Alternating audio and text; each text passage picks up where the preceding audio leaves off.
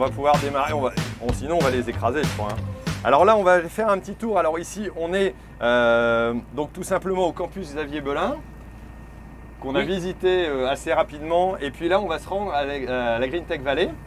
Voilà. Alors, est-ce que vous pouvez me dire un petit peu votre rôle, vous, au niveau, j'allais dire, de cette construction et de cette mise en place? Allez, je démarre. Nous, le rôle avec la Green Labo, c'est vraiment d'accueillir toutes les entreprises et les acteurs du numérique qui sont dédiés au végétal. Donc vraiment au sein du campus Xavier Belin, qui est là vraiment pour innover dans le domaine, car on a vraiment un écosystème très fertile. On est sur le campus scientifique de la Source. Oui. Donc autour de nous, on a bien sûr le CNRS, le BRGM, l'INRA, qui sont vraiment spécialisés dans le domaine. Et mon rôle en tant que président de la métropole, c'est de renforcer les synergies entre le monde universitaire, scientifique, académique, l'enseignement supérieur et les acteurs du monde économique dans le domaine des AGTech. D'accord, c'est ce qu'on appelle un cluster, c'est une espèce de hub, si on veut, pour faire le lien entre les différentes structures et la recherche, le terrain. Oui, alors nous sommes accompagnés justement pour ça par la Green Tech Valley, qui est un cluster d'acteurs justement dans l'AGTech, et qui est là pour fédérer les acteurs, pour faire des projets en commun, pour attirer de nouveaux acteurs également. Donc ils accompagnent la métropole pour catalyser, on va dire, la Green Tech sur le campus Xavier Belin. D'accord. Et vous êtes là pour aider aussi au financement, entre autres, bien entendu. Bien sûr, nous la finançons. mise en place et après le suivi quoi, de l'installation. Absolument. Nous finançons bien sûr le campus, aux côtés, bien sûr, du département et de la région, parce que, bon, comme vous le savez, on est quand même connu et reconnu. Hein, on est capitale régionale d'un territoire connu et reconnu pour la qualité et la diversité de ses productions végétales, aussi bien les grandes cultures que les cultures spécialisées, maraîchères, horticulture et bien sûr la forêt. Donc vraiment on a un écosystème complètement riche et fécond pour se développer dans ce domaine. Ok.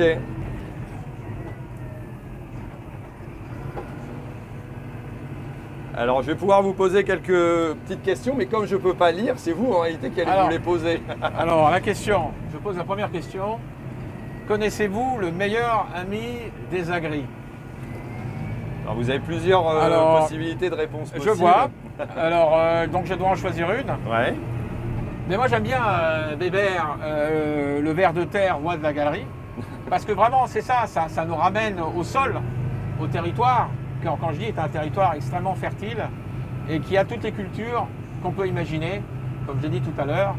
Et Bébert le ver, eh bien, il contribue à fertiliser toute cette terre qu'on exploite après. Donc je crois que c'est le meilleur ami. C'est un beau, quelque part, c'est une belle image aussi de montrer que le sol est vivant, que le sol vit de par lui-même. Certes, nous, on est des acteurs en tant qu'agriculteurs pour le mettre en valeur quelque part, mais tout vient de l'origine du sol et quelque part, savoir l'entretenir, c'est vraiment très important. Quoi. Absolument. Et donc tout maintenant, je crois qu'une des leçons de la crise sanitaire que l'on vit, c'est de peut-être nous remettre les pieds sur terre, de rapprocher du sol et du travail que vous faites au quotidien. Et est-ce que c'est important, vous, en tant qu'élu, justement, d'arriver à faire la relation entre le monde agricole et puis le monde, j'allais dire aussi, des personnes qui décident, des décideurs comme vous, pour pouvoir faire avancer aussi, quelque part, nos activités agricoles, quoi.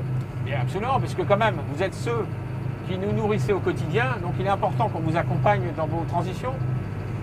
Parce que vous avez des défis, il y en a, hein, j'ai compris. Vous avez beaucoup de défis auxquels vous devez répondre au quotidien, le défi climatique, environnemental, la transition digitale, les nouvelles attentes des consommateurs. Ils veulent des produits de qualité, sains, ils réclament des circuits courts, ils ont des nouvelles exigences en termes de traçabilité.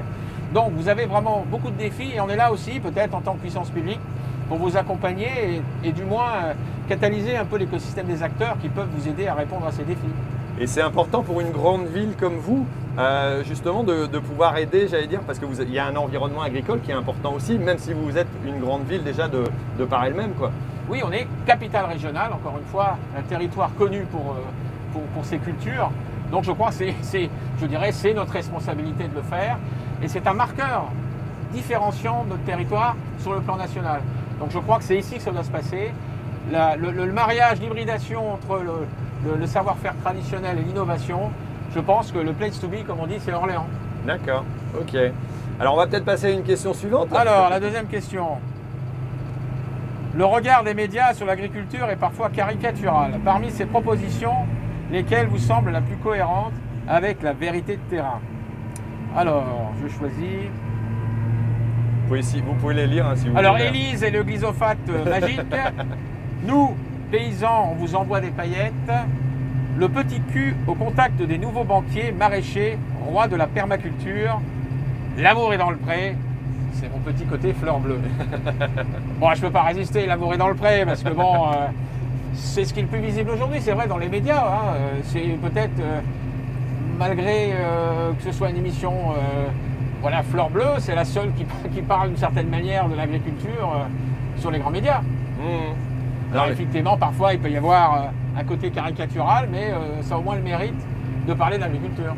Tout à fait. Et est-ce que vous pensez que, même au travers d'une émission voilà, qui peut être vue à certains degrés, hein, parce que c'est sûr qu'on regarde forcément et on voit des personnages, il y a des choix dans l'amour et dans le pré, il y a des caricatures aussi, oui, comme il y en existe dans tous les métiers. Oui. Est-ce que ça permet quand même, d'après vous, de faire avancer un petit peu la vision de l'agriculture globalement vis-à-vis du grand public?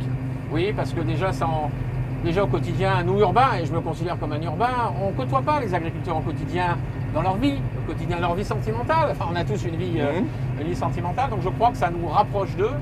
Peut-être qu'on pourrait en profiter, et c'est peut-être une suggestion à leur faire, de montrer que il y a des choses qui se passent aussi innovantes, et peut-être que ça pourrait être un changement aussi dans l'émission, de parler peut-être de choses plus de demain, à l'occasion de cette émission qui est plus effectivement axée sur les relations amoureuses. Tout à fait. Et est-ce que dans l'image qui est donnée par les médias globalement, hein, vous avez l'impression que cette image d'agriculture d'aujourd'hui, l'agriculture de demain, celle avec la tech que vous défendez aussi dans vos actions, elle est assez mise en avant, ou est-ce qu'on est plutôt justement côté rétro, passéiste, où on se dit « ah c'était mieux avant » quoi? Je dirais que l'image évolue, mais il faut continuer à vous faire connaître, d'où on encourage les manifestations qu'on fait chaque année hein, sur les bords de Loire, où on fait venir des agriculteurs qui innovent et qui avancent. Moi, je crois qu'il faut encore en parler beaucoup plus. Tout simplement, on est nourri au quotidien, mais il faut savoir ce qu'il y a derrière tout ça. Et on ne le sait pas assez, notamment les enfants. Je trouve qu'on devrait beaucoup plus en parler à l'école et dans l'enseignement, de montrer comment on fabrique et comment on va fabriquer demain. Et je pense qu'il faut en parler encore beaucoup plus. D'accord. Et on est sur on est sur un système aussi où vous avez réussi à découvrir, en côtoyant plus d'agriculteurs, la réalité de notre métier? Oui, moi chaque fois que j'en côtoie, je découvre de nouvelles choses, que ce soit vraiment dans des domaines très pointus. Hein, ça vous étonne alors? Ça m'étonne, disons que ça me conforte. Je sais que vous innovez, mais de le voir avec des applications et des cas d'usage bien précis, ça me conforte dans le fait qu'on doit continuer justement à innover et qu'une collectivité telle que la nôtre doit encourager ce rapprochement de mondes peut-être qui ne se côtoierait pas. Quand on parle d'intelligence artificielle, on ne pense pas immédiatement à l'agriculture. Mais quand on commence à se dire, bon, peut-être des jumeaux numériques, des modèles prédictifs, etc., appliqués aux façons de cultiver, là peut-être avec des capteurs intelligents, là on avance et vous pouvez effectivement appliquer des choses complètement de la tech qui paraît complètement prospective, mais en fait c'est déjà une réalité. En fait, ce qu'il faudrait qu'on fasse passer comme message, c'est que l'innovation, et vous le faites déjà dans vos publications, en agriculture, vous innovez tous les jours. Parce que justement, vous avez des défis à relever au quotidien.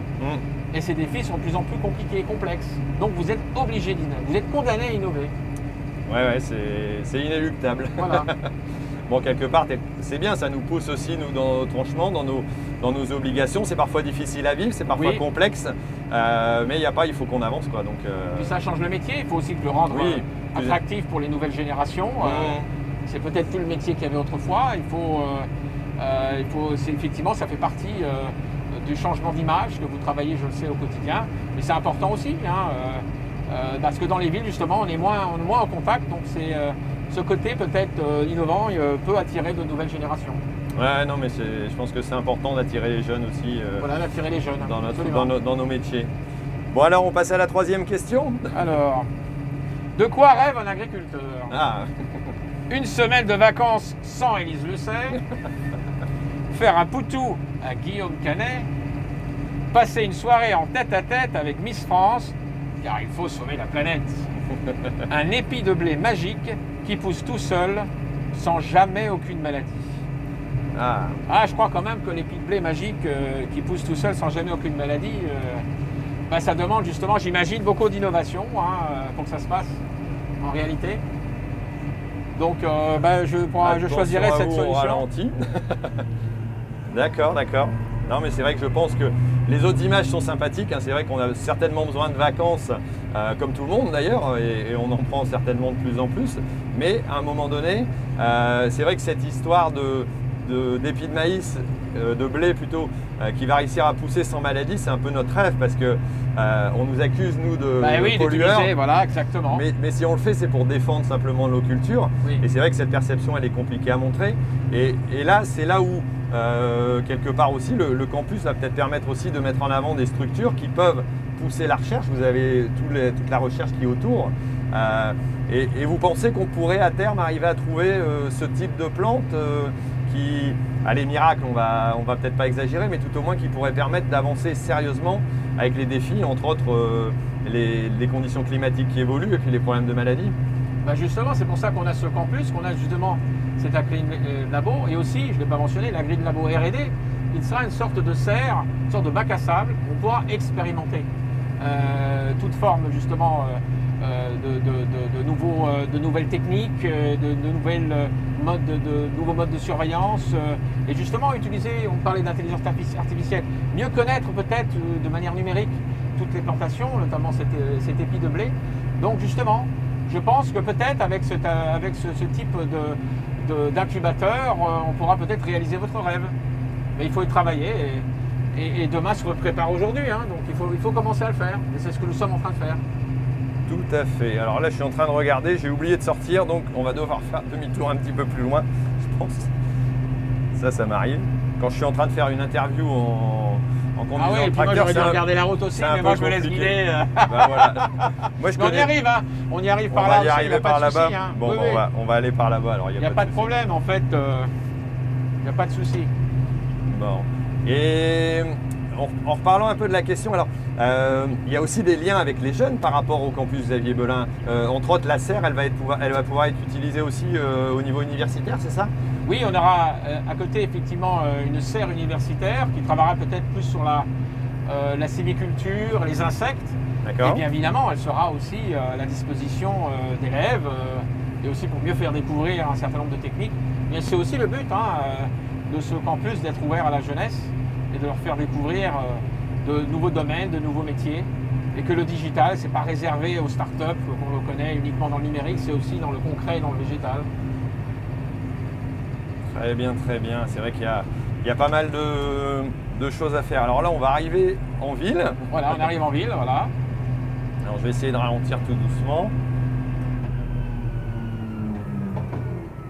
Ça freine. Alors là, je vais prendre tout droit. Oui, on prend le rond-point, voilà, vous prenez tout droit. Et on va traverser, en fait, le Mail, on va traverser la ville. Et alors Xavier Belin était un personnage certainement important ici pour qu'on puisse nommer le campus à son nom. Oui, je crois que c'est lui qui a eu cette vision d'innovation dans le domaine de l'agriculture. Et je crois qu'on lui doit vraiment cette impulsion. Et c'est la raison pour laquelle le campus a son nom, pour se souvenir effectivement de ce geste visionnaire qu'il a eu. Et il nous faut des personnages et des personnalités tels que lui, pour justement accompagner et je dirais donner du rayonnement à tout cela. Alors je suppose qu'à Orléans, on a d'autres manifestations qui existent aussi. Oui. Il y en a une qui a lieu tous les ans, enfin qui n'a pas eu lieu l'année dernière. Alors ça y est, j'ai perdu son nom. On parlait de. Alors il y en a l'Open Agri-Food. Oui, il y a l'Open Agri-Food. Alors effectivement, et là on a aussi la chance d'avoir un chef d'entreprise emblématique du territoire qui est Emmanuel Vasnex, qui est le président des laiteries Saint-Denis-de-l'Hôtel. Et l'Open Agri-Food est vraiment un rendez-vous aussi unique qui met en relation les acteurs du monde de l'agriculture, du monde de l'agroalimentaire et surtout les citoyens. Je crois que c'est un des rares forums citoyens ouverts sur ce domaine. Et ça génère généralement des débats assez féconds. Et on tient vraiment à le faire chaque année. Alors cette année, cette édition a eu lieu en mode numérique. Oui. Et on espère qu'on pourra le refaire en physique l'année prochaine. Et aussi on a un vœu souhaite se réaliser à Orléans, qui est cher au cœur d'Emmanuel Vasnex, c'est de faire les états généraux d'alimentation chaque année ça bouge, hein. à Orléans. Ah oui, d'accord. Oui, pour que chaque année on fasse le point d'étape, où on en est, et bien où il faut aller. Mais au moins qu'il y ait un point d'étape chaque année qui est fait sur ces états généraux. Et le rêve, si on a des rêves, c'est que ça se passe à Orléans. D'accord, et le décentraliser plutôt que de le faire. Voilà, le faire là où ça se passe. Ouais. Ben oui, c'est ça l'idée. C'est là où il y a le centre d'activité. Et ce sera plus pertinent qu'à Paris. Voilà. Ah, c'est un peu notre combat et j'espère qu'on le réalisera. Alors un tracteur en ville, c'est pas courant forcément. C'est pas mal, là on a le temps de saluer la foule. Voilà. Donc on va traverser. Après c'est tout droit, hein, ce sera très simple. D'accord. Voilà, c'est ce qu'il y a de plus simple. Là on passe devant le théâtre d'Orléans. Et là aussi un mot pour la culture, quoi, qui vit des moments difficiles. Ouais, on espère que, voilà, parce qu'on a, je crois, jamais eu autant besoin de culture que dans cette période-là.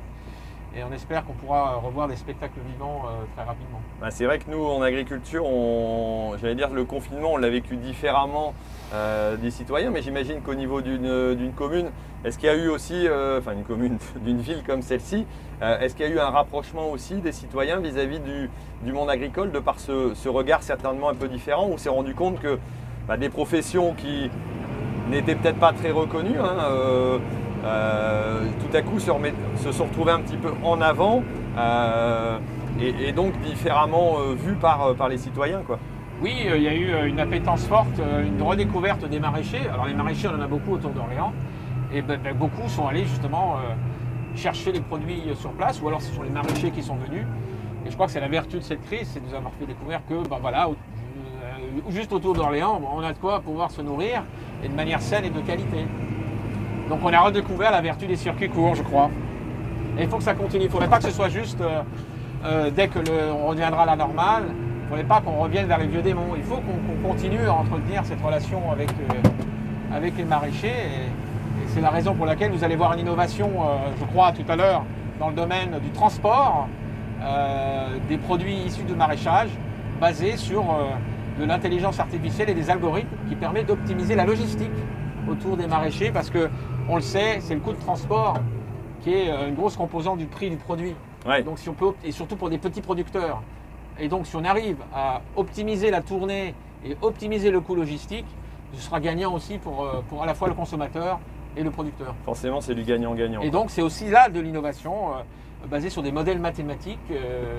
Voilà, et ça se trouve aussi, c'est là qu'on voit une application concrète dans le domaine du végétal et dans le domaine de la consommation courante. Donc un exemple de plus, mais il y en aura beaucoup. Je crois que l'idée c'est de démontrer des exemples concrets de la vie de tous les jours, dans lesquels l'innovation joue la roulée et rend finalement la vie plus facile. C'est rendre la vie plus facile à la fois pour le consommateur et bien sûr pour l'agriculteur, pour cultiver mieux et de meilleurs produits, quoi. Donc voilà, tout l'intérêt de ce qu'on cherche à faire. Continue tout. Donc voilà, vous allez tout droit, vous allez tout droit, parce qu'à Trémy, il vaut mieux pas, vous allez tout droit. Ouais, ça va être, voilà, on va être trop bas. Oui, on va pas prendre de risques.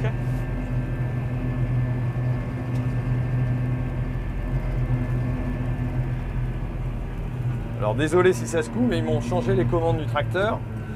Et comme j'ai pas l'habitude de l'utiliser en manuel, d'habitude c'est à la pédale, ça change un petit peu. Donc ce tracteur, c'est un modèle récent là? Ouais, là c'est un modèle très récent, hein. Ces modèles-là... Ça fait presque un modèle de course, hein. Oui, c'est vrai qu'ils sont faits au niveau élevage plutôt, c'est des tracteurs qui sont polyvalents, élevage et culture. Donc on est sur des puissances de 130, c'est quand même assez léger par rapport à des tracteurs, j'allais dire parfois qu'on voit maintenant en grande culture. Mais ils ont l'avantage d'avoir l'ensemble des fonctions aussi. On voit au niveau du tableau de bord, au niveau des fonctions, on a vraiment des choses qui sont très, très complètes. Et donc ça peut servir... Voilà, je crois. Hop. Bon, c'est là, oui, c'est bon. Voilà, comme ça. Voilà.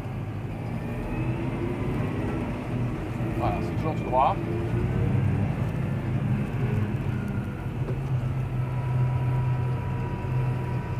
Là, c'est le centre commercial et puis la gare juste après qu'on va apercevoir.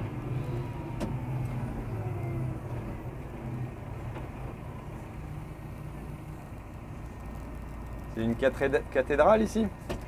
Non, en fait, c'est une église. La cathédrale, bien sûr, on ne la voit pas, on n'est pas passé devant.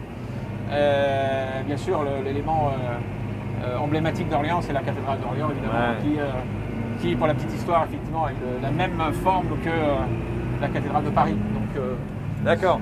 Voilà, pour des raisons architecturales, on peut vraiment trouver un modèle quasiment identique, de plus petite taille que la cathédrale de Paris. Là, c'est la médiathèque, hein, vous voyez, c'est de construction assez récente. Au niveau architecture, c'est joli.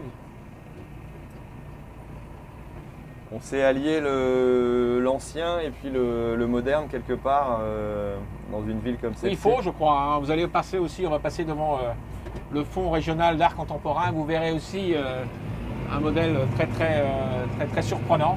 Je crois que la clé des villes, une ville, ça vit, hein, donc on ne peut pas non plus la rendre comme un musée. Hein. Il faut bien sûr entretenir le patrimoine, mais aussi qu'il y ait des éléments de notre temps. Il faut vivre avec son temps aussi. Savoir reconnaître son passé, mais faire évoluer aussi vivre avec son temps.